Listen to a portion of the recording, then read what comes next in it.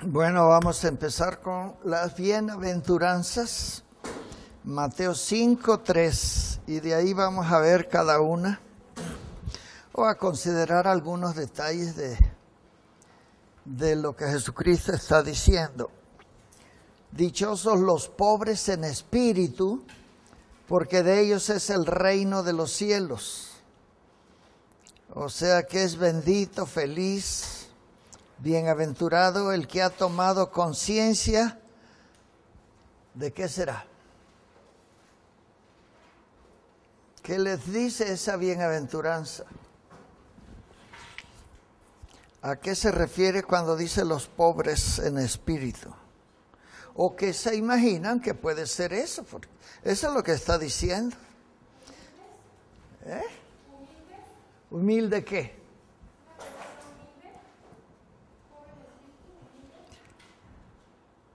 Vamos a ver que hay una bienaventuranza que habla de eso. Esto no tiene que ver con la humildad.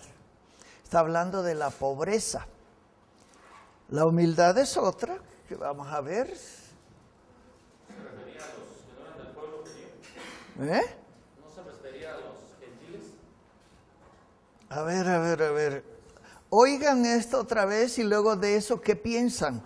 Aquí no está hablando de nada de lo que están diciendo y yo creo que o lo dije mal o no lo oyeron, pero lo que está diciendo Jesucristo es bienaventurados los pobres en espíritu, porque de ellos es el reino de los cielos. Nada más hay que, bueno, ¿quiénes son los pobres en espíritu? Porque de ellos es el reino. O sea, hay que nada más calcular, aunque no tengan ni una noción espiritual, pero es como el bienaventurado aquel el que está como sin esperanza. No puede ser sin esperanza. En Dios todos tenemos esperanza. Por eso le dice, porque no será el reino de los cielos, o sea, será, se le dará La bienaventuranza es para de los que es el reino de los cielos. Pero no está hablando, o sea, ¿qué es lo que les dice? Dichosos los pobres en espíritu, porque de ellos es el reino de los cielos. No está hablando de pecado ni de nada de eso. el más chiquito, por ser el más chiquito se va también con Dios, como el que estaba al lado de Jesús cuando falleció, cuando murió, que le dijo que lo llevara al cielo con él. Le dijo, de cierto te digo que hoy verás conmigo. Entonces, como nosotros decimos, conocemos a Cristo desde hace tanto tiempo y nos estábamos ahí, y llega uno que de pronto dice, sí, Señor, y ya, se fue con él así rápido. A ver, ya que estás haciendo historia de ese hombre, ¿qué tuvo él de pobre para irse al reino de los cielos en pocas horas? Porque eso es lo que está diciendo Jesucristo. No está diciendo si fue rápido, si se bautizó, no. ¿Quiénes son los pobres en espíritu? Porque de ellos es el reino de los cielos. Pero si no saben qué es pobres en espíritu, aunque lo digan, no van a pasar. Porque no se trata de decir lo que dice la Biblia. Eso es un engaño del diablo. Es como, bueno, dice pobre en espíritu. Pobre nosotros lo entendemos como pobre, carentes de material, cosas materiales. Pero se refiere al espíritu, es como no tener espíritus malos, por así decirlo, altivez, envidia, coraje, ira. Bueno, Estábamos así pobres del espíritu, pero en el espíritu de Dios, ¿no? O sea, carecemos de eso, ¿no? bueno, ya mero le llegan, pero si no, nos vamos a estar aquí y tenemos que verlas todas. Los pobres en espíritu, bueno, si nosotros nos ponemos en ese lugar, porque se supone, yo estoy seguro, pero ustedes como no tienen, se supone que esto es, el reino de los cielos es para los pobres en espíritu. ¿Qué tienen ustedes de pobres? en el Espíritu. O sea, si uno no se atribuye la palabra, no le hace que busque ejemplo por todos lados y que cite toda la Biblia, no van a pasar. O sea, pobres en nuestra propia voluntad.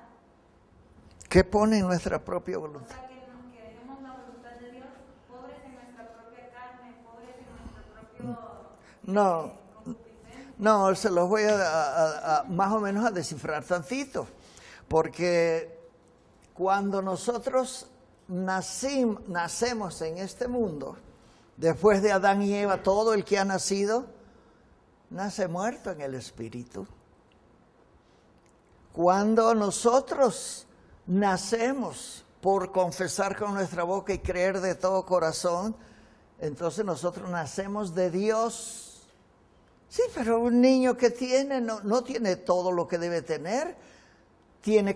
Hay que alimentarlo, hay que una serie de cosas, un proceso para que vaya teniendo más del Espíritu de Dios. El Espíritu de Dios no es nada más para nacer.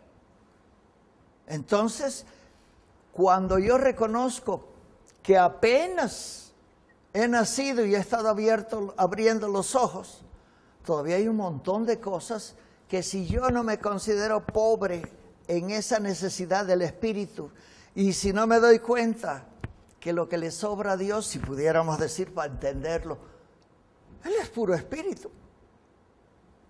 Y nosotros, de muertos a medio empezar, somos pobres en el Espíritu. Pero hay quien cree que ya está allá y que tiene al Espíritu Santo agarrado por el pescuezo, y entonces eso no es así. Nuestro proceso mientras vivimos como cristianos es enriquecernos en el Espíritu. Y el Espíritu es solo Dios. Dios es Espíritu, ¿sí? ¿Serían los pobres en Espíritu los que están aprendiendo de Cristo poco a poco, madurando en Cristo? No, ese es un proceso. Pobre en el Espíritu es el que se da cuenta de que está limitado y que necesita más. Y el único lugar donde podemos adquirir o agregar a nuestra madurez espíritu es con Dios, es con la Biblia. ¿Sí? Quiero entender que significa que yo tengo la necesidad de su espíritu, de mi espíritu. Cuando tienes la conciencia de que tienes necesidad del Espíritu, ya la hiciste. Pero una cosa es que digas que tienes necesidad y que no hagas nada. Si tenemos necesidad, o si nosotros nos consideramos tal como somos, nosotros no somos espíritu puro. Apenas nacemos, y como nacemos, empezamos a añadirle las cosas que dejó Dios para que nosotros tuviéramos y añadiéramos a nuestra fe virtudes y tantas cosas que están en la Biblia, pero eso es un proceso. Eso está muy bien, si somos conscientes y damos los pasos para alcanzar el fin de ese proceso. De otra manera, nomás decimos, y ni siquiera tenemos idea, ni de Dios, ni de nosotros, ni del Espíritu. Si se acuerdan, todos nacemos muertos en el Espíritu. Nosotros tenemos que nacer de nuevo. Y para nosotros el reino de los cielos, porque ya somos un espíritu procedente de Dios, el muerto ya se acabó. Es más, hasta Dios nos va a dar más y vamos a resucitar como Jesucristo. ¿Pero qué necesitamos? Bueno, hay un proceso de un cristiano. Tengo que leer la Biblia, tengo que orar, tengo que congregarme, tengo que bautizarme, tengo que considerar las cosas de Dios y voy añadiendo a mi pobreza espiritual el que tiene todo el espíritu. Dios es el Dios de todos los espíritus. Entonces, los pobres de espíritu son los que ya tienen conciencia de la necesidad que tienen del Espíritu de Dios. Pero si se dan cuenta y si son conscientes, es porque van a hacer algo. Tener la conciencia de que sí se necesita el Espíritu y no hacer nada, nos deja peor. Pueden leer a la primera de Pedro y verán lo que dice de alguien así. Más vale que ni hubiera nacido, dice Pedro, porque ahora hay más condenación ¿Qué hizo con lo que recibió de Cristo o recibió de Dios? Entonces todo eso, esos son los pobres en espíritu. El reino de los cielos es de ellos. No hay nada que hacer más que considerar la pobreza espiritual. ¿Qué cosa es pobreza espiritual? Antes nacimos. De nuevo, pues ya tenemos del Espíritu de Dios, pero no tenemos todo el Espíritu de Dios. Es un proceso. Y en el proceso Dios da, el Espíritu da, Jesucristo ya dio todo lo que tenía que darnos y nos vamos enriqueciendo cuando nos apropiamos de todo lo que es necesario para ser del reino de los cielos. Entonces, ¿es correcto decir que siempre vamos a ser pobres en espíritu? ¿Siempre qué? Siempre seremos pobres en espíritu. No, no. Si yo me considero siempre pobre, me estanco. No, yo empecé ni siquiera muerto en el espíritu, pero voy en un proceso. Yo no me puedo considerar pobre porque no estoy como cuando no tenía nada. Yo no puedo adelantarme a decir no tengo nada, y entonces lo que hizo Jesucristo. Tenemos que irnos dando cuenta de que es un proceso. El añadir a nuestra fe todas las virtudes está en Pedro, primero de Pedro, segundo de Pedro. Lean las dos de Pedro, ahí está nomás una escalerita. Pero Dios tiene la suya, el Espíritu Santo y Jesucristo. Para que nosotros tengamos el Espíritu de Dios, todo lo que ya hizo Jesucristo. Ahora el Espíritu Santo tiene un montón de dones y de cosas, y Dios también. Pero el asunto está en que nosotros, si estamos en el proceso, no nos podemos estancar. O no podemos decir, pues ya con eso tengo para ganarme el cielo. Pues... Lo que acabo de decir es siempre decir que somos pobres en espíritu para querer para querer buscarle más. No. Como decir soy pobre y pues ya me quedé ahí. Ya me... Bueno, esa es la cosa. Saber que somos pobres en el espíritu no es quedarnos ahí. No, buscar más, pero siempre reconocer que no lo sabemos todo, que ya... No, si lo sabes todo, me avisas cómo lo hiciste. No es nada más saber más. Siempre decir de que vamos a ocupar más, como decía el filósofo, solo sé que no sé nada. Bueno, pero esa es una mentira. Sócrates se equivocó, pero los que no saben, no escudriñan lo que dijo Sócrates, se lo tragan y creen que es la gran cosa. Solo sé que no sé nada. Pues está diciendo una mentira porque ella dijo, solo sé, él sabe.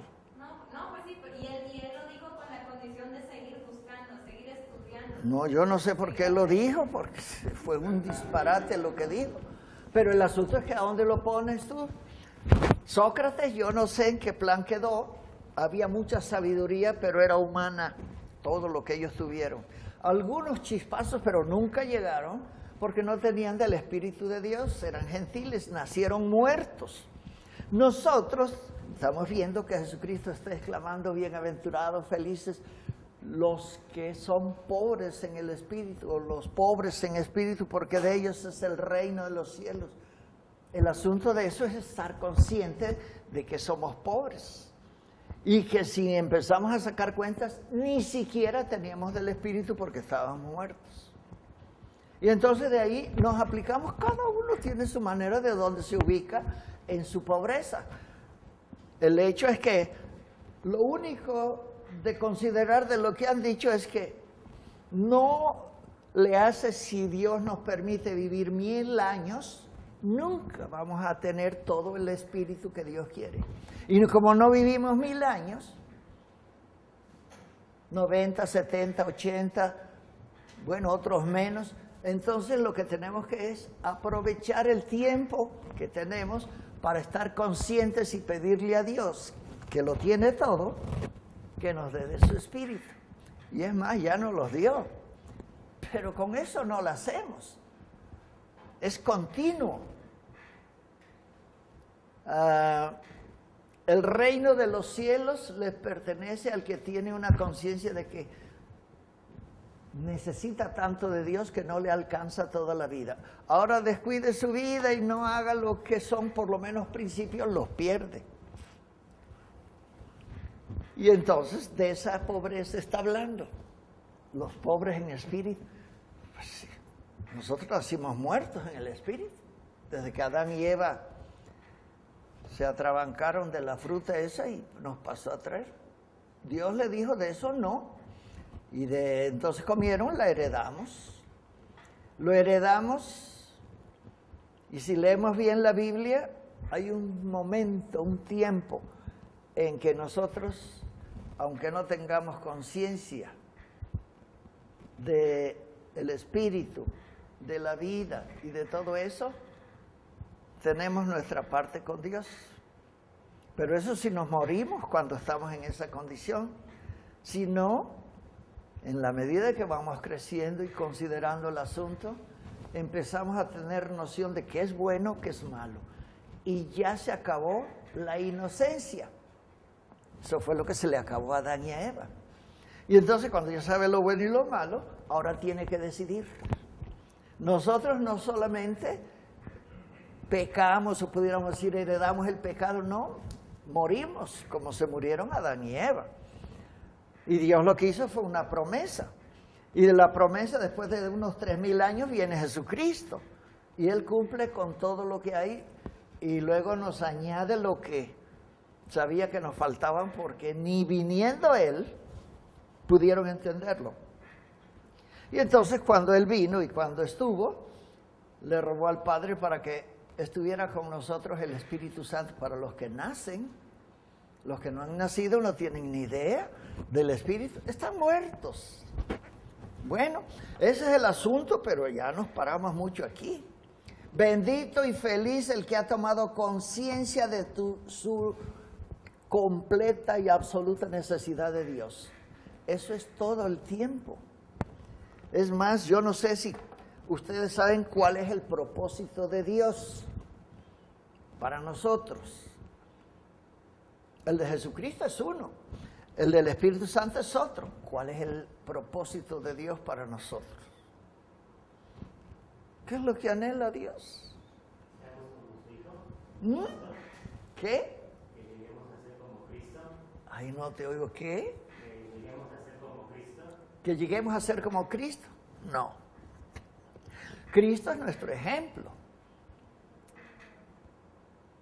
Pero Dios quiere más que eso. Que le adoremos con nuestra vida. ¿Qué le qué? Adoremos y adoremos. No. Eso lo logramos aquí. Podemos alabarlo, adorarlo y eso ya está. ¿Cuál es lo que quiere Dios? ¿O qué piensan que Dios quiere de nosotros? Porque ¿qué es lo que quiere Jesucristo y para qué lo mandaron? Para que fuéramos salvos, para que naciéramos de nuevo. Sí, pero ya hasta ahí, una vez naciendo de nuevo, ¿qué es lo que quiere el Espíritu Santo? Que tengamos un proceso del conocimiento del Espíritu y que nos los apliquemos. ¿Y qué quiere Dios? Tener comunión con nosotros. Tener comunión con nosotros, para eso creamos. No, una vez que naces de nuevo tienes comunión, es nuestro papá. Bueno, cuando yo nací, yo supe muy bien que ya no iba a decir nomás Padre nuestro que estás en los cielos. No, ahora estoy consciente de eso y me voy atribuyendo cosas. Pero bueno, otra vez, lo que quiere Dios, que no se les olvide nunca, es que seamos como Él es. Dios no es envidioso. Dios no tiene problema con que nosotros seamos. Ahora, lo anhela, lo desea, eso es lo que Él quiere. Y de nosotros depende qué tanto de Cristo y del Espíritu Santo podemos tener para ser como Él es. Él ha soltado algunas frases en la misma Biblia para que nos demos cuenta. Y a veces decimos, no, pero Dios, Él dice, sean santos porque yo soy santo. Pero hay que saber qué cosa es santo. Él dice, sean perfectos como su Padre que está en los cielos es perfecto. Ya son dos cosas que no lo logra nadie, solo los cristianos. Pero, no por ser cristianos ya la hicieron. Como ven, ahorita no tienen noción ni de la pobreza que tiene y vale la pena para Dios. Hay muchos pobres, pero no se está refiriendo aquí al que no tiene ni qué ponerse, ni qué vestir, ni qué comer. Esa pobreza es del mundo, es física, no es eso el asunto. Si nacimos todos muertos, pero eso no lo saben todos. Nosotros lo entendemos, lo sabemos, pero no nos podemos quedar ahí. La meta de Dios es que seamos como Él es. No dudo que hay algunos que alguna parte de Dios van a ser. Yo no sé cómo, pero si está escrito, eso se puede lograr. Ahora lo que nos toca es pues, por lo menos saber lo primero. ¿A qué vino Jesucristo? A morir por nosotros. ¿Para qué murió por nosotros? Para que pudiéramos tener vida. Si tenemos vida, tenemos que confesar con la boca, creer de corazón. Nacemos de Dios, ya tenemos del Espíritu. Eso es todo el asunto. Porque Dios es Espíritu. Y todos tendemos a saber que por mucho que tengamos de Dios, mientras vivamos, tenemos que llegar a ser como Él es, según el deseo de Dios. Y eso solo se logra con el proceso de considerar a Jesucristo, porque es nuestro ejemplo, al Espíritu Santo, porque Jesucristo está a la diestra del Padre. El Padre está en su trono y lo único que tenemos aquí, solo los cristianos, es el Espíritu Santo. Pero a lo mejor ni saben que es el Espíritu Santo. Pero para eso están aquí. Dios los tiene aquí para que sepan todas las razones de dónde quiere Dios que sea su fin. Así es que feliz y bendito el que tiene conciencia de su total necesidad de Dios, porque ha puesto en Dios su confianza. Es 1000 veces feliz el que se ha dado cuenta de que las cosas no significan nada. Las cosas, lo que quiera, todo el oro del mundo, no significan nada comparadas con el Espíritu. Las cosas que se ven se hicieron de lo que no se ven. El Espíritu no se ve. Entonces, eso es la esencia de toda la situación, de nuestra necesidad. Y estamos raquíticos, pobres, porque de nosotros depende anhelarlo. Dios encantado de darnos lo que pidamos, siempre que nosotros sepamos que eso tiene un proceso, una manera. Yo no puedo decirle, Señor, quiero ser como tú y ya, pero no quiero pasar por todas las... así como no. Tiene que ser al modo de Dios, no al nuestro. Así es que las cosas materiales, físicas, no significan nada, porque de aquí no nos vamos a llevar nada. Porque no tiene caso. A donde vamos es un mundo espiritual que tiene cosas físicas, sí, pero no nos vamos a llevar nada de aquí. Prefiero lo espiritual y llenarme de todo lo que es espiritual y reconocer, mientras esté viviendo, que tengo necesidad, porque estoy muy pobre en las cosas de Dios. Y no es porque Dios no quiera darnos. Hay que empezar con la Biblia y empezar a obedecer las cosas que están allí. Y bueno, el asunto es que nuestra situación es que nosotros tengamos un significado de que Dios es todo lo que necesitamos. Jesucristo es Dios, sí, pero ya nos los mandó para tener los principios y que los podamos entender. Necesitamos nacer de nuevo porque estábamos todos muertos. Aunque nacemos vivos, según el mundo, para Dios estamos muertos. Entonces, todas esas cosas significan nuestra necesidad de Dios, porque a Él vamos. Bueno, esta bienaventuranza de los pobres no es un elogio a la pobreza material. En este sentido, la pobreza no es buena, porque Dios todo lo hizo bueno, hasta Adán y Eva, pero se corrompieron y heredamos eso. Entonces, no es la falta de recursos físicos. La prioridad nuestra está en el Espíritu de Dios y en Dios, que es Espíritu, como meta final. Así es que bueno, si reconocemos nuestra falta de recursos espirituales, Vamos a poder hacerle frente a cualquier exigencia de la vida, porque en nuestra completa necesidad siempre estamos dependiendo y tomados de Dios porque queremos más. No porque ya la hicimos, no porque necesitamos más. Dios nos exige más, nos exige hasta cierto punto porque eso depende de cada uno. Dios nos hizo libre, le podemos decir no quiero nada con tus cosas, ya me cansé, o lo que quieran. Pero nuestra necesidad continua de Dios, eso nos hace pobres espirituales. Pobres materiales lo podemos tener todo. Y es más pobre que todos los que tienen tantito del Espíritu que acaban de nacer.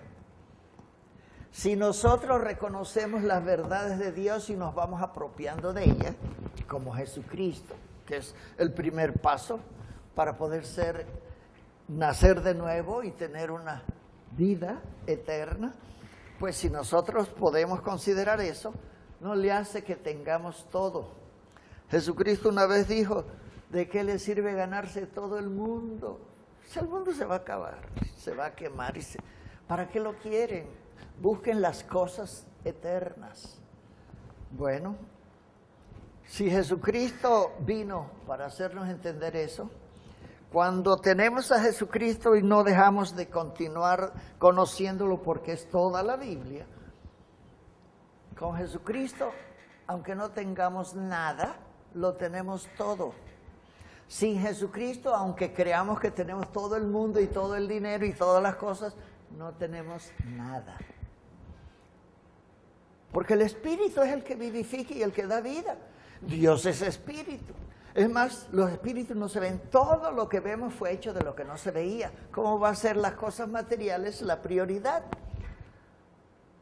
Y aquí estamos programados mal. Siempre estamos que necesito esto y que quiero lo otro.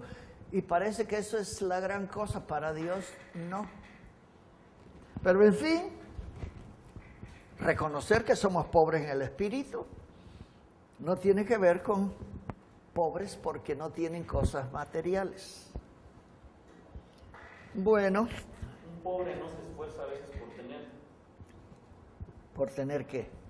Uno que es pobre muchas veces no se esfuerza por tener. Y hablando materialmente. ¿Qué? Alguien que es pobre muchas veces no se esfuerza por tener, hablando materialmente. Bueno, hay muchas maneras de sentir las cosas. En el mundo hay quien no le importa el mundo, que siga rodando. Por eso, y espiritualmente también hay muchos que no nos esforzamos. Bueno, no. El hecho de que nosotros seamos cristianos, ya estamos del otro lado, si no nos detenemos. Porque nuestra pobreza es continua y entre más tengamos de Dios, va a ser más fácil entender qué caso tiene que yo tenga tantas cosas. No son malas, pero esa no es mi prioridad es ser como Dios. Dios lo tiene todo, ¿para qué voy a estar aquí a la rebatinga por cositas? Herencias, oro, plata, puestos, documentos, diplomas, licenciaturas y tantas cosas que uno no son malas, pero eso no es prioridad. Lo primero, ¿qué es lo primero de lo primero para nosotros? ¿Y qué es lo primero para Dios?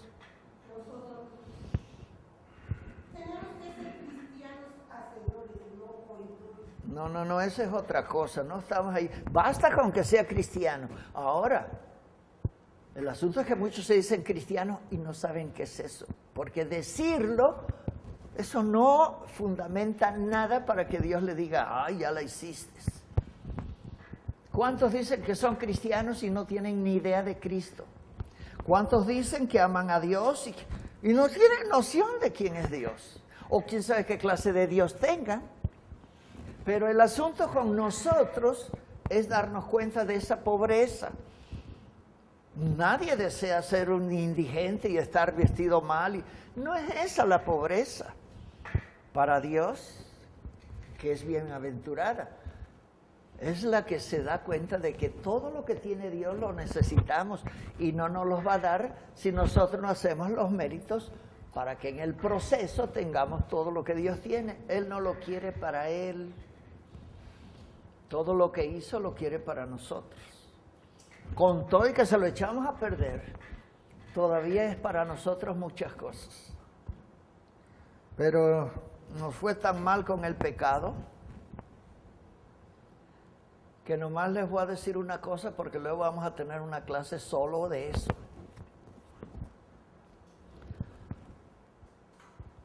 Nadie sabe cómo es Dios. Y Dios lo que más anhela de nosotros es que seamos como Él es.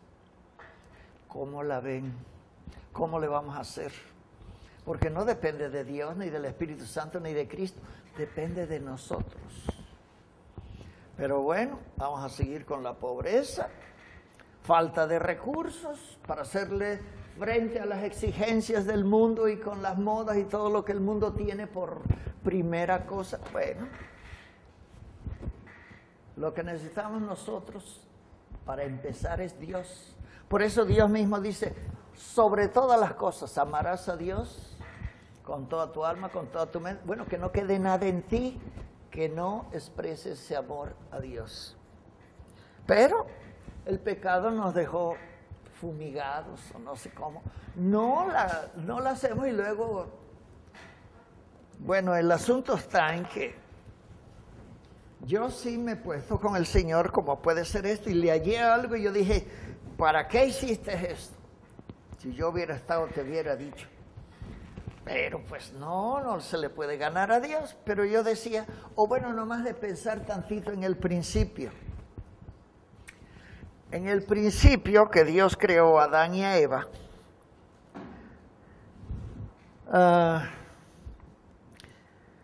cuando los hizo, les dio o les iba enseñando todos los días, de esto no van a comer, tienen que trabajar. Ahí está el huerto, tienen que cuidarlo. ¿De qué lo iban a cuidar? Todo eso Dios se los iba diciendo y les iba enseñando, pero no pasaron ni 2 días y lo traicionaron. Así es que quedaron muy estropeados de la mente y nos los pasaron. Nos pasaron lo peor de lo peor, no nada más de pensar o ver. Si ustedes se fijan de los patriarcas o después de Adán y Eva y Caín y Abel y Set y luego todos los que siguieron, en el capítulo 6 de Génesis ya nadie tenía idea de Dios, nada más Noé. Por eso estamos aquí, gracias a Noé. Pero Dios ya iba a acabar con todo. Pero en fin, todas esas cosas nosotros las podemos considerar y nosotros podemos saber que Dios no hizo el reino de los cielos para tenerlo vacío. Está contando con nosotros. Y no nomás para llenar el reino. Hay un montón de chamba que hacer, pero muchísimo. Y es una bendición porque no es comparable con lo de aquí, aunque hay ciertas cosas que se parecen. ¿Qué cosa del cielo se parece a algo que hacemos en la tierra? ¿Qué se imaginan? Porque yo sé que eso está en la Biblia, pero como no leen, ¿sí? Adorar a Dios. No. Mira, no. Apocalipsis dice que en el cielo vamos a estar adorando a Dios. Sí, vamos a adorar a Dios, pero Eso lo hacemos aquí. sí. Entonces, seguir adorando a Dios o adorar a Dios, vamos a adorar a Dios, pero eso van a ser momentos. Porque Dios tiene ángeles y querubines que están todo el tiempo adorándolo. Santo, santo, santo. Dios de los ejércitos. La tierra está llena de tu gloria. Siempre tiene, ¿a poco somos más que querubines? Dios siempre tiene adoración. Nos dice que lo adoremos porque nos va re bien. Pero lo adoramos y eso, a veces si queremos, si podemos, si tenemos ganas. Así no es y no es la adoración lo primero. Aquí lo adoramos y sí vamos a seguir adorándolo. Él lo que nos puso fue que nos multiplicáramos y que fuéramos una familia. Y él lo que quiere es una familia, quiere sus hijitos. Y aquí lo que somos nosotros somos sus hijos. Bueno, eso se dice fácil. ¿Cómo sabes que eres su hija? Ah, no, sí. Mira, el diablo imita todo lo de Dios. Y a lo mejor no eres hija de Dios, sino el otro que está engañado. La verdad, no, está bien la situación de tener una convicción. Y claro, el otro no se puede meter, pero ¿qué argumentos tenemos para que el otro salga huyendo? Bueno, eso dices, pero hay una cosa tremenda que aunque tengamos todo lo de Dios, no va a llegar al cielo y se va a quedar aquí, el cuerpo. Entonces eso no está bueno y aunque todo lo que Dios quiere está en el cuerpo. Sí, pero hasta que te mueras y resucites. Pero mientras estás viva, no estás perfecta como Dios quiere. Ahora anhelamos eso y qué bueno decirlo, pero no es porque sea un hecho. Porque ahorita faltan tantas cosas que se manifiesten. Pero es Jesucristo en nosotros la esperanza de gloria. ¿Cuál es la esperanza de gloria? Pasar la eternidad con el Padre con el montón de cosas que hay que hacer. Bueno, híjole, ya debíamos acabado todas las estas. Vamos a ver la que sigue porque es... Lucas separa. En el libro de Lucas se separan en 2 versículos. Bienaventurados los pobres. Sí. Y el otro dice bienaventurados los que tienen hambre. No. Bienaventurados los pobres en espíritu es una. Bienaventurados los que tienen hambre y sed de justicia es otra. Y el hambre y la sed está en la justicia. Ahorita vamos a ver si llegamos. Si no al otro, él se los va a echar porque yo me gusta que decir tengamos todo lo posible de lo que quiere decir Dios con esto. 5:4, la otra bienaventuranza dice, bienaventurados los que lloran, dichosos y felices, porque ellos recibirán consolación. ¿Quién no ha llorado? Pero esa no es bienaventuranza. ¿Cuál es la dicha y la felicidad de los que lloran? ¿Qué será para que sea una bienaventuranza en el cielo y tengamos la conciencia de que no, porque me di un martillazo, me pegué en la espinilla y ya lloré? Eso no tiene que ver nada. Bueno, es que hay muchas maneras de llorar, pero ¿a qué lloro se refiere? ¿O a qué lloro pudiéramos atribuirle que tiene una bienaventuranza en los cielos?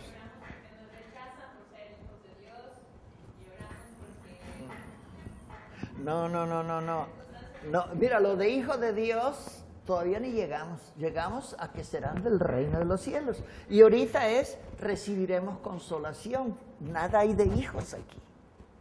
Esto es, dichosos los que lloran porque ellos recibirán consolación. La aflicción del mundo, en el mundo tendréis aflicción.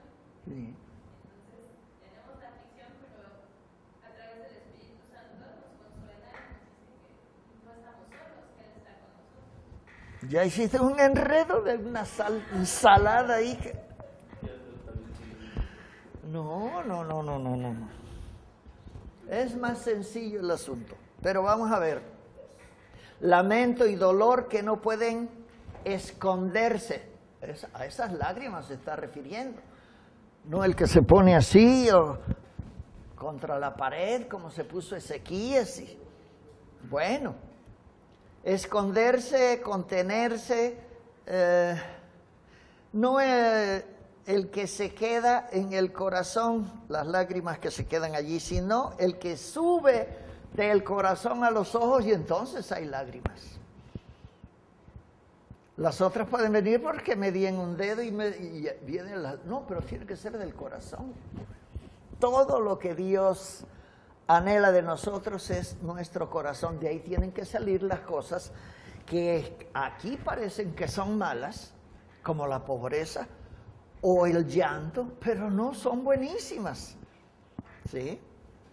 Entonces, cuando yo tengo un dolor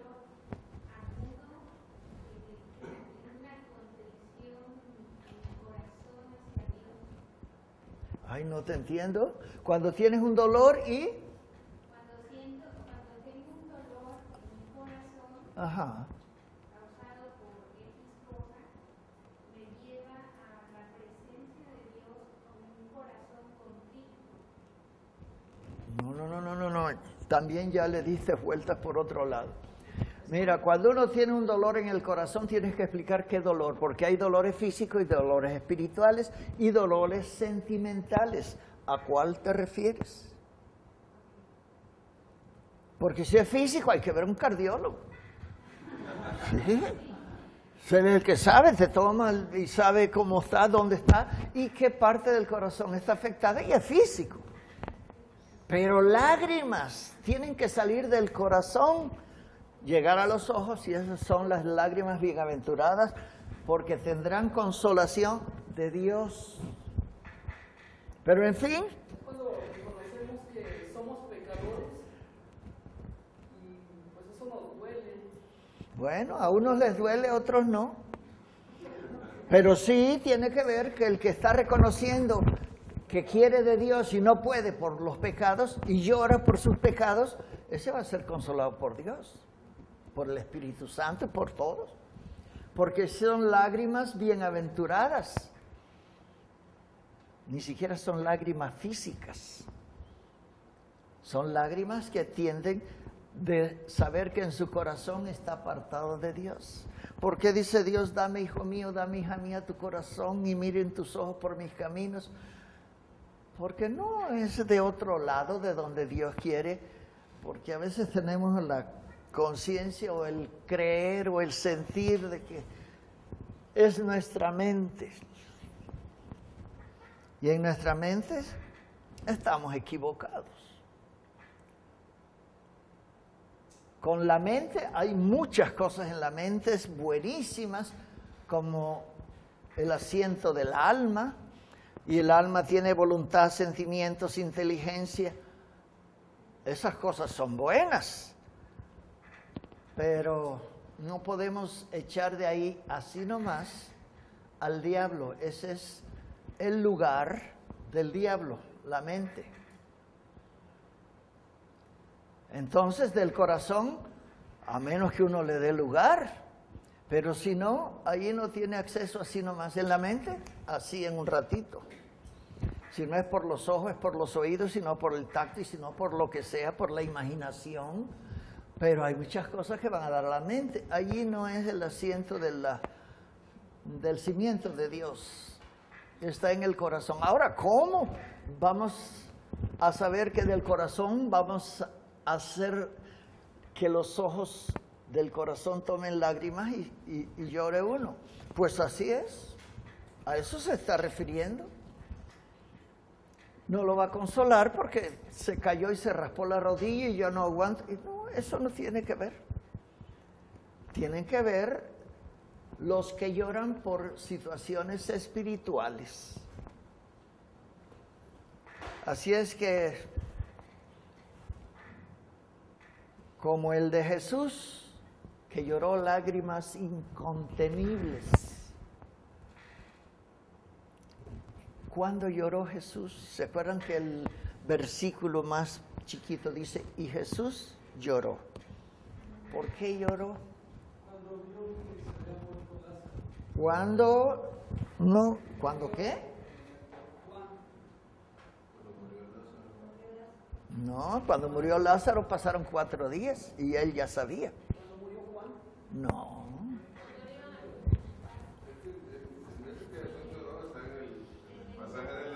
Pero ¿cuándo fue?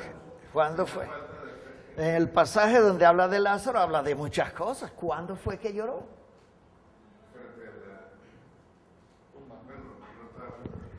No, es que hay que ver las cosas que son una realidad, las tenemos que mantener porque esas son las que valen delante de Dios cuando estemos delante de Él, pero porque sabemos por qué lloró Jesús. Esas lágrimas, bueno, fueron de consolación.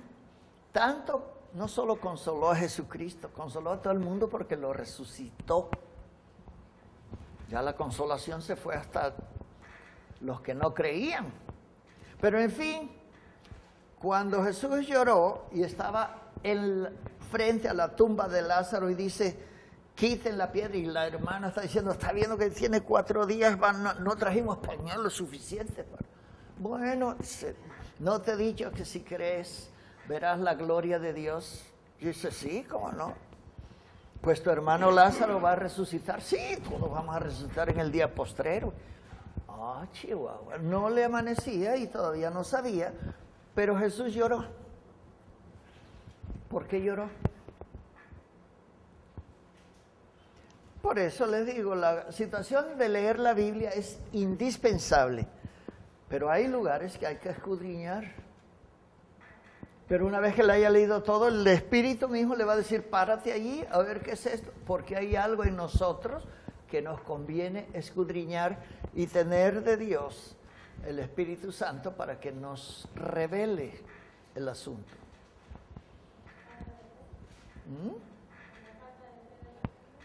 No.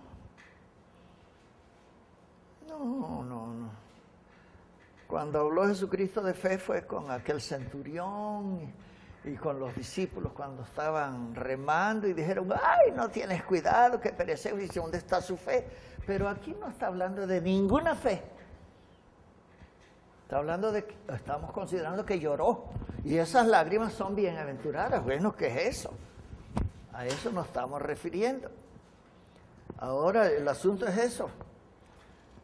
Cuando él estaba en la tumba, bienaventurado es el que se preocupa por los sentimientos y las penas y las necesidades de los demás. Jesucristo no lloró por él, lloró por todos los demás, todos los que estaban ahí, fueran o no parientes de Lázaro. Bueno, para lo que Dios me reveló, hay que irse hasta Génesis otra vez, pero ahí está. ¿Qué pasó en Génesis? La primera muerte. Dios no hizo al hombre para que muriera. Y cuando estuvo allí vio la manera en que todos estaban afligidos y dice, si esto no debió pasar nunca. Pero pasó. Y él lloró, porque no fue ese el propósito de Dios ni de él con Adán y Eva. Y Adán y Eva se murieron. Y a Abel se lo escabecharon. Y la muerte nunca estuvo en los propósitos de Dios. Bueno, hasta nosotros morimos, nacemos muertos. Jesús lloró por eso. Eso no fue el propósito de Dios. Y lloró. Y lloró por nosotros, por ver que tenemos que pasar por eso y ahora hasta Él pasó.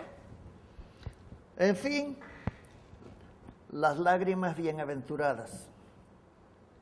El cristiano nace cuando siente un profundo pesar por su pecado y se lamenta o siente tanto porque es consciente de haber ofendido y lastimado a Dios. Si yo llevo mis lágrimas a la situación de Dios, ya no son lágrimas nada más por un dolor así nomás. Tiene que ser un dolor del que Dios está pendiente porque es espiritual, tiene que ver con la eternidad. ¿Cuántas cosas tuvo que hacer Jesucristo para que todos los que estuvieran allí ya no murieran? Pero todavía quizás no les amaneció a muchos y a otros sí. El asunto es que, bueno, vamos a ver cómo Dios dice, un corazón contrito y humillado, Dios nunca lo desprecia. Así es que pensamos en todo lo que vamos a recibir cuando abrimos nuestra boca. Cuando uno abre la boca y confiesa a Jesucristo como su Señor, no sabe ni lo que está haciendo. Hay algo por allá lejos, pero no tiene noción. Entonces el camino que conduce al gozo del perdón y alegrarse después es porque está viendo que todo lo que ha hecho y todo lo que hizo ya no está en la cuenta. Cuando esté uno delante de Dios y llora uno de alegría. Y esas lágrimas sí valen la pena. Hay una mezcla de lloro porque ¿cómo pudo ser? Bueno, pues éramos ignorantes. Pero bueno, ahora lo que viene son lágrimas que son de alegría. Por la bendición de saber que nuestra posición ya no es de muertos y tantas cosas. Entonces, por eso El perdón atraviesa necesariamente por la tristeza del llanto del arrepentimiento. Nadie puede llorar si no está arrepentido. Si llora por sus pecados, se amoló. Eso no es suficiente. Tiene que llorar porque está arrepentido de esos pecados. En fin, Mateo 5:5. Híjole, apenas llevamos 3.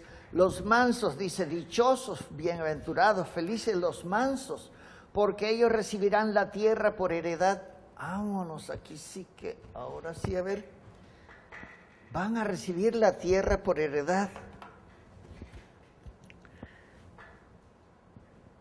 ¿Quiénes serán los mansos? Los humildes ante Dios que reconocen su posición. ¿Las qué, cómo? Los que son humildes ante Dios que saben que lo necesitan. Los que son humildes ante Dios. Bueno, estamos hablando de mansedumbre más que de humildad, pero casi son primos hermanos. Pero de todos modos, manso en nuestro lenguaje es que hablamos, tiene un matiz de que el que es manso es un servil, es un dejado, es un manso. Por eso hasta dicen manso y menso, pero para Dios no es así. Y para el que puede entender por qué va a haber felicidad para los que son mansos, tenemos que saber qué cosa es manso para Dios. Si no, vamos a estar teniendo ideas que no tienen nada que ver con la bienaventuranza.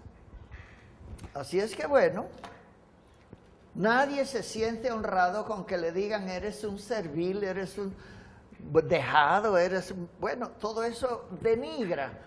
Y la palabra manso también como que muchos la tienen en ese sentido. Sí, pero ¿cómo la tiene Dios? Para que sean bienaventurados. Así es que la palabra tiene poca agresividad y no parece una virtud. Es un manso. Bueno, pero para Dios es un término medio entre el exceso y el defecto. Es un equilibrio el que es manso. No le sobra ni le falta. Ese es manso para Dios. Se va de lado, ya la balanza lo está juzgando a uno porque está excedido de algo. Y la mansedumbre es un equilibrio. No es exceso ni es defecto.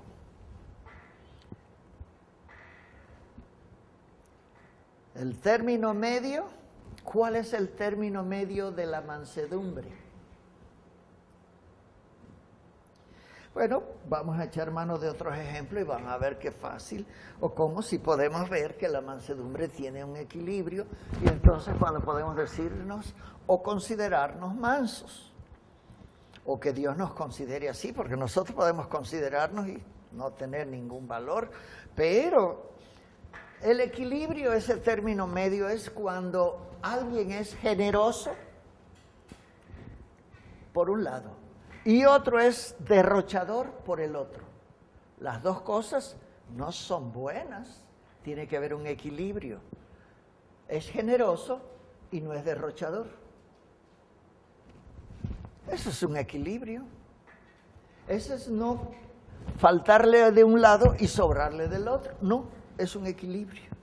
O como el que es plácido, tranquilo, en término medio del que es plácido y tranquilo, es el que es iracundo, el que es colérico por cualquier cosa, y el otro pues, son tranquilos y así. Bienaventurado quien sabe enojarse cuando corresponde y que nunca se enoja cuando no corresponde. Ahí está el equilibrio. Y es una mansedumbre para Dios. Así es que bueno,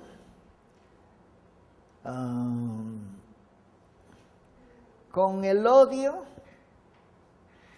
es bienaventurado el que no responde con ira, con odio, cuando se le ofende, pero responde con enojo cuando ofenden a otro. Eso está equilibrado. No por lo que me hicieron a mí, no, porque le hace eso a ese otro que está... Bueno, cuántas cosas pueden haber y no se tolera eso y entonces ahí está el enojo, no la ira ni la cólera, ni la situación así, pero de todos modos, todo tiene una manera de llevarse al equilibrio. Aquí la única palabra que se usa con manso es un animalito. Bueno, sí, pues es que eso nos lo pone más fácil. Manso, hay animales mansos y hay animales salvajes, o hay animales, bueno, ¿cómo les dicen? Cerreros, que andan en el monte, en los cerros. No es lo mismo al que tiene uno en un corral y le pone su montura y sale en él y regresa, ¿no? Al que es cerrero o así salvaje o silvestre, no lo podemos tener igual. Bueno, uno es manso, el otro no. Y la cosa es el término medio. Así es que un animal doméstico que ha sido educado para obedecer la voz de su dueño, ese es manso. Porque no cualquiera que lo quiere callar se calla, pero a su dueño sí. Ese animal doméstico está educado y tiene mansedumbre para lo que él conoce y a quien le es fiel. Pero de todos modos, nosotros tenemos un amo, un dueño. Fuimos comprados por precio, no nos pertenecemos. Si tenemos conciencia de eso, somos mansos. No nos pertenecemos, tenemos a quien obedecer, a quien reverenciar, a quien considerar. Y esa fidelidad nos hace mansos. Cuando aceptamos el control del Espíritu Santo es cuando empieza en nosotros la mansedumbre. Bienaventurado es aquel cuyos instintos, pasiones, impulsos están bajo control, como un animal doméstico. Será lo que sea, pero con su amo, su dueño, y en donde está, siempre fiel y es manso. Aunque es manso con el dueño, cuando el dueño se lo suelta a alguien, lo hace pedazos. Bueno, cuando le dices, suelta, calla, o lo que se le mande a decir, el animal que está domesticado y que es manso, deja de hacer lo que estaba diciendo porque está bajo control. Ha aprendido a someterse. Los mansos que heredarán la tierra son de este tipo de personas. No se trata de autodominio o de esfuerzo de voluntad.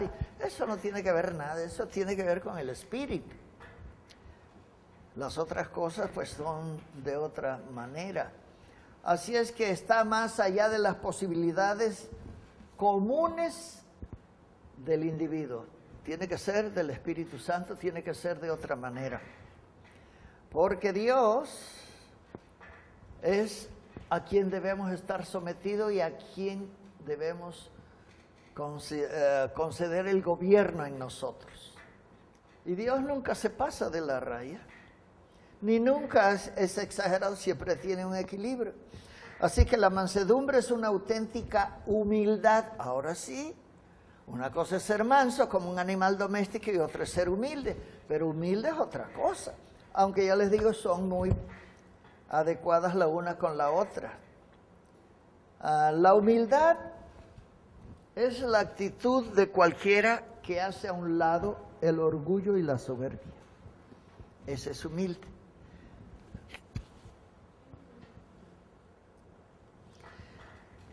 Porque el humilde desplaza esos sentimientos negativos.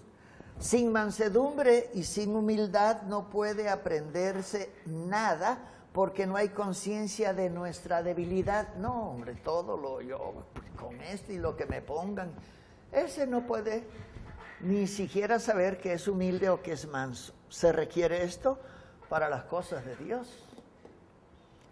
Cuando nosotros decimos, bueno, es que hay veces que hay que hacerle notar a algunas personas o a una congregación, o depende, a muchos, hay que hacerles notar que nosotros tenemos dominio sobre el diablo. Pero cuando no lo sabemos, el diablo nos hace trizas. Y entonces si hay que sacar, no, si ya tenemos esto y esto y esto, y viene de Dios, y nosotros No tenemos nada para hacer huir al diablo. Pero cuando tenemos a Cristo, el otro sabe y sale despavorido delante de nosotros. Entonces hay este arrojo, esta decisión, pero no es nuestra, es del Espíritu de Dios por lo que tenemos de Él. Y el otro no aguanta eso.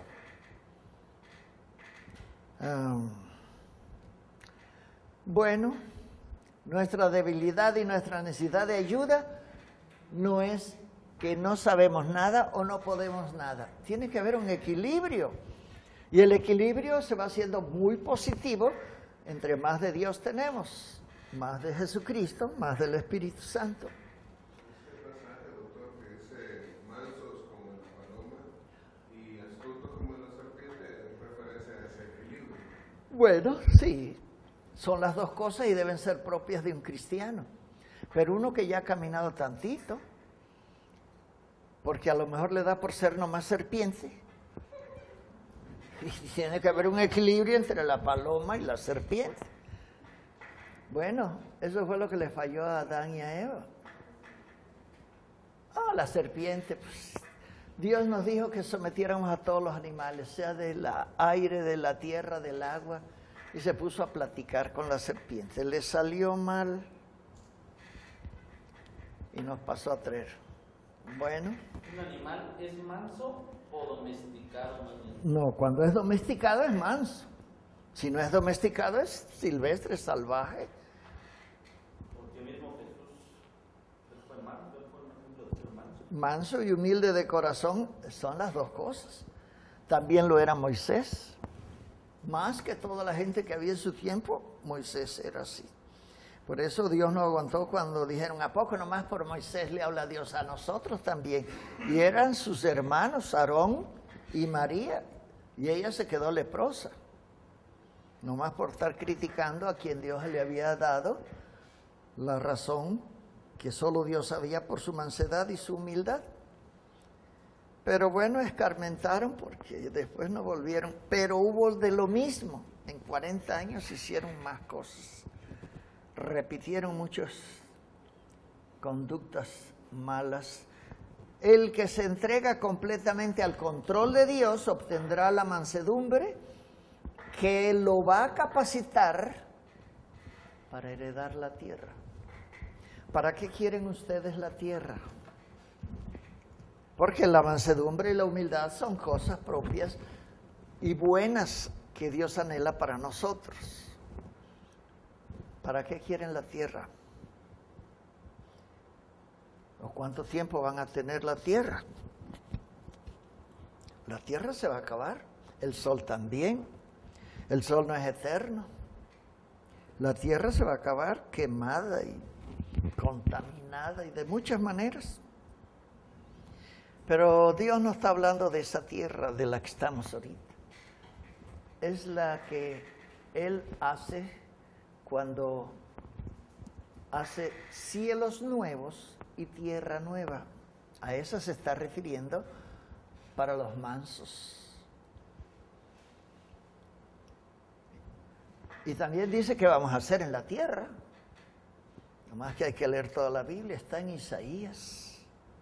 Nada más tiene 60 y tantos versículos, que diga capítulos.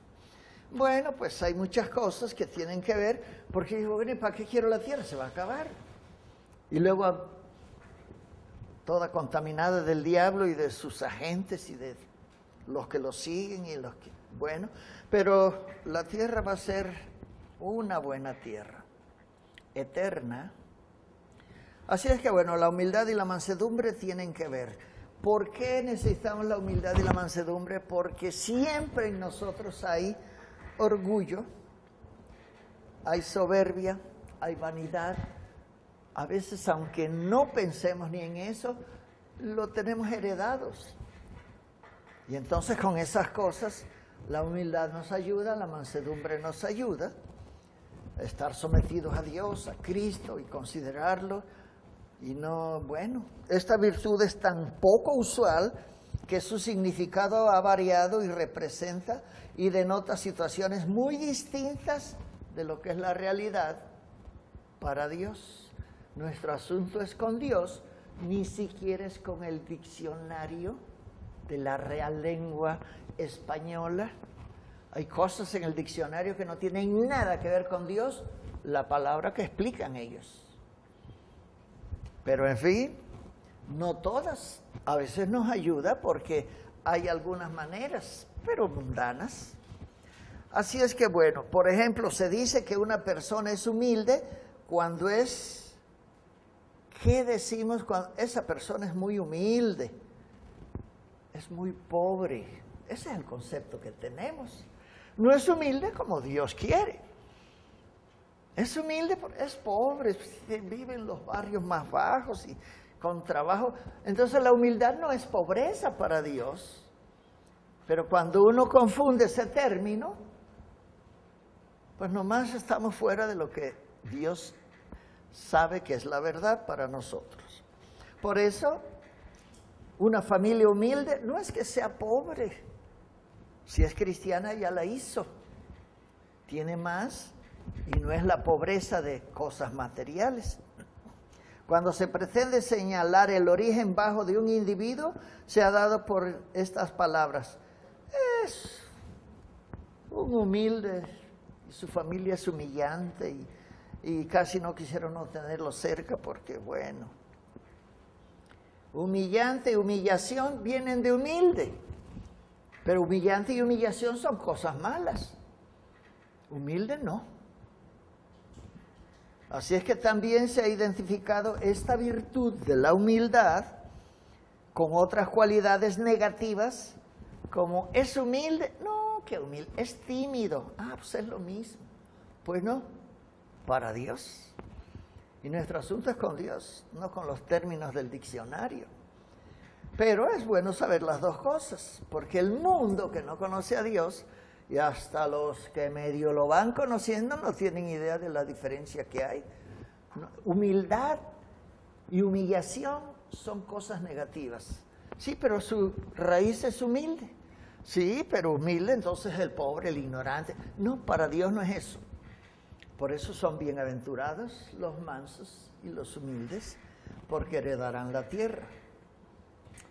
Así es que, en el sentido estricto bíblico, la humildad es una actitud modesta, servicial, que se opone a la arrogancia, a la soberbia, a la impertinencia. Bueno, nomás hay que leer Eclesiastés, y van a ver cómo vanidad de vanidades, todo es vanidad, no tenemos ni siquiera que andar averiguando, la traemos, la heredamos, y eso es malo. Pero con la humildad y con la mansedumbre se domestica o se domina, se mantiene en el lugar exacto. Si la cama es corta, eso le pasó a Charles de Gaulle cuando vino aquí y del Palacio Municipal exhortó a los mexicanos. Charles de Gaulle era grandote. Y luego se dieron cuenta que la cama que le dieron le sobraban los pies así, de la cama. Pero le preguntaron, perdón, y mire, es que no calculamos el asunto. Y él fue esto que dijo, si la cama es corta, yo no me quejo, nomás encojo las piernas. Era manso y humilde. No estuvo protestando porque no le dieron una cama de su medida. Encogió las piernas, se acabó el problema, lo resolvió él, no se lo atribuyó a nadie. Hay mansedumbre y humildad de muchas maneras. Mientras no se tenga una experiencia con estas palabras, todo es vanidad, soberbia, orgullo, falsedad. Bueno, se ensalza el valor ante los contratiempos de la vida. La humildad sugiere amoldarse a las circunstancias, no quejarse, no criticar, sino conformarse. Con eso ya nosotros podemos tener más o menos. ¿Se acuerdan cuántos dejaron a Jesucristo y todavía le dijeron, miremos a donde vayas? Y él le dijo, qué barbaridad. Yo no uso almohada A veces una piedra, a veces un palo. Ah, no, si no tienes una almohada. ¿Y Simmons? No, yo no voy. Pues no fueron. Así es que estas cosas sugieren que uno tiene que amoldarse a las circunstancias, sobre todo si es para algo de Dios. Nosotros no tenemos que estar con situaciones difíciles o que no podamos tolerar, pero si se trata de Dios, lo que me den y donde me pongan. Porque con eso le doy lugar a la mansedumbre y a la humildad. Como hizo Charles de Gaulle. 5:6 de Mateo 5 dice: bienaventurados, dichosos los que tienen hambre y sed de justicia, porque ellos serán saciados. Hambre y sed de justicia. No está hablando de la solitaria que tienen algunos en la boca. No, está hablando de hambre y sed de justicia. Bueno, vamos a ver cómo es esto. Uno va a ser saciado. Esta bienaventuranza sugiere una pregunta y un desafío. Ahorita lo que oyeron es una pregunta, pero es un desafío personal. Si la leemos y la leemos, nos encontramos con lo que Dios quiere. ¿Hasta qué punto anhelamos la justicia? No, pues allá los jueces y los abogados. ¿Hasta qué punto anhelan la justicia? Bueno, para empezar, ¿qué cosa es justicia? Nosotros sabemos que en el mundo no hay justicia, en ningún lado. La justicia exacta, perfecta, solo está en Dios. Y muchos jueces ni idea tienen de Dios. Y algunos que medio tengan alguna idea de Dios, una pequeña feria los hace cambiar. No hay justo ni uno. Está escrito, entonces pues no hay. Pero cuando nos vamos llenando de Dios, vamos anhelando lo que Dios anhela. La paz, la justicia, la benignidad, la bondad, la fe, la templanza, la mansedumbre, tantas cosas. Pero ahorita por lo que estamos considerando, ¿hasta qué punto nosotros anhelamos la justicia?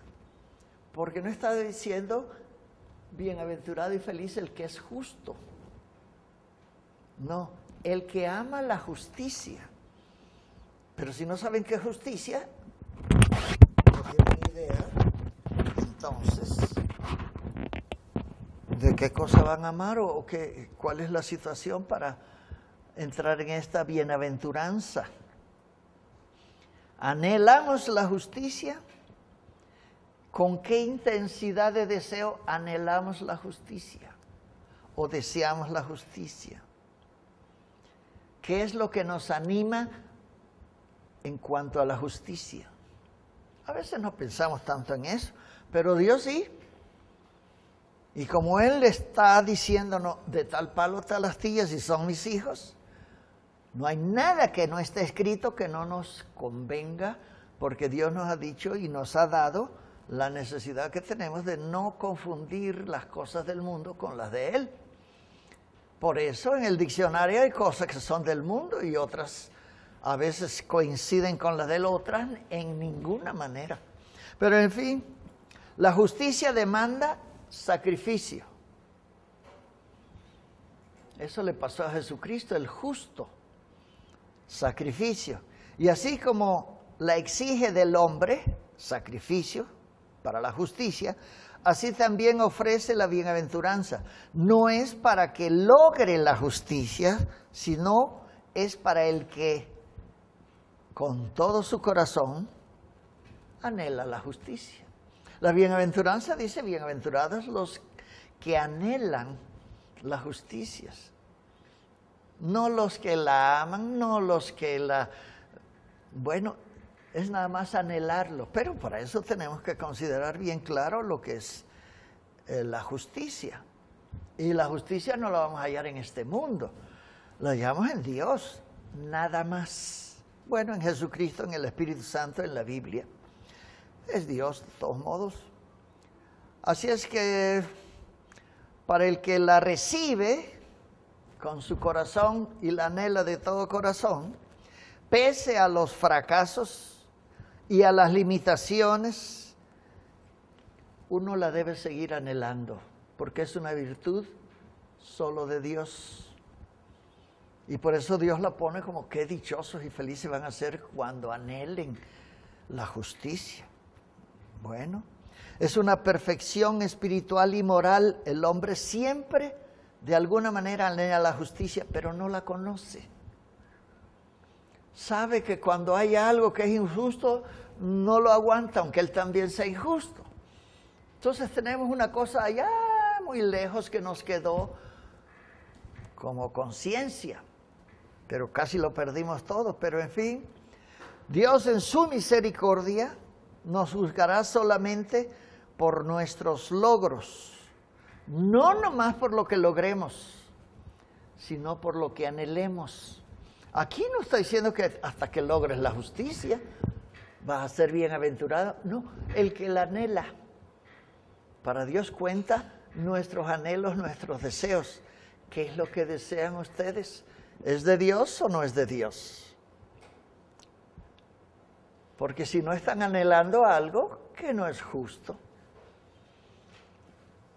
En fin, David quiso reconstruir el templo de Dios o construirlo, pero el Señor se lo impidió y se lo prohibió, le dijo, no, tú no vas a hacer eso. Primera de Reyes 8, 17 al 19, ahí se van a hallar algo precisamente de esta manifestación del deseo. Y David se ajustó al deseo de Dios y él tenía ya todo listo, madera, oro, plata, canteros y bueno, todo lo tenía, pero Dios le dijo no. Entonces, la justicia completa y total solo se encuentra en Dios. Y son bienaventurados los que la desean con todo el corazón. Lo anhela. Es una cosa que apasiona al humano, pero será mortalmente o moralmente impecable en su deseo. No es decir yo deseo y anhelo la justicia. Dios ve nuestro corazón, no la lengua que no tiene hueso. Aunque con la lengua podemos, pero a veces nos condena la lengua. Por nuestras palabras vamos a ser justificados o condenados. Por anhelar la justicia, no. Pero en fin, es impecable moralmente la apariencia si no va precedida de una vida recta. Tiene que haber algo que lo confirme y que no hay que estarlo diciendo. Yo amo a Dios, no tiene que decirlo, pero hay muchas maneras de demostrarlo. Decirlo para muchos es suficiente, para Dios no. ¿Se acuerdan que quién se sabe Juan 3:16? A ver cómo dice.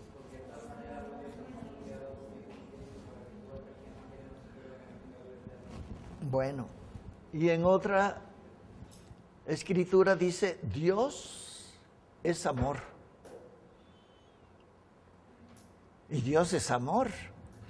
¿Cómo lo demostró? Porque hizo algo, no porque dijo. Envió a su Hijo por nosotros. Hizo una demostración de su amor.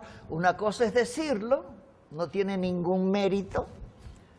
Pero cuando uno ya tiene en sí esa situación, pues eso ya no tiene más que estar de acuerdo con Dios. Una cosa es hablar y decir y otra cosa es demostrarlo sin que tenga que estarlo diciendo. A veces hay que hablar y decirlo, pero hay muchos que no necesitan eso. Y cuando uno se da cuenta de eso, es tan fácil estar de acuerdo con Dios. Había una hermanita